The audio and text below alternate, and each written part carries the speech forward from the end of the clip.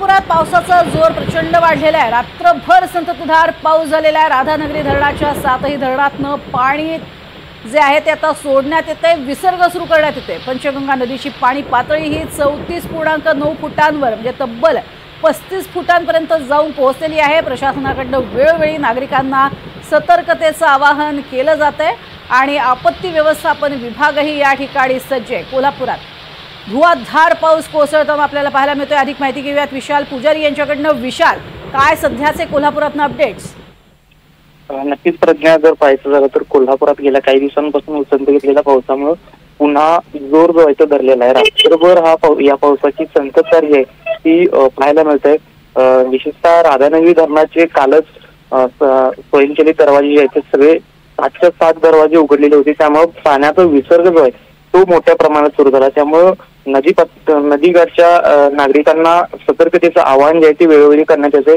पंचगंगा नदीची पाणी पातळी सुद्धा आता जेमतेम 35 फुटांवर पोहोचत आली आहे, त्यामुळं प्रशासन जे आहे ते सतर्क राहण्याचं आवाहन करते। कारण पंचगंगा नदीची पातळी जर इशारा पातळी जी आहे ती 39 फूट ही जर ओलांडली तर मात्र पूर परिस्थितीचा धोका जो आहे तो उद्भवू शकतो। त्यामुळे प्रशासन जे आहे ते सज्ज आहे आणि जर आज अशाच पद्धतीनं पाऊस जर राहिला तर मात्र हे संकट जे आहे ते कोल्हापूरवर कायम असणार आहे। कारण पावसाचं प्रमाण जे आहे ते वाढलेलं आहे। संपूर्ण जिल्ह्याभरातल्या प्रत्येक तालुक्यामध्ये असाच पावसाचं प्रमाण जे आहे ते पाहायला मिळते। गगनबावडा तालुक्यामध्ये विशेषतः अतिवृष्टी जी झालेली आहे, त्यामुळे त्या ठिकाणच्या नागरिकांना खबरदारी घेण्याचं आवाहन करण्यात येते।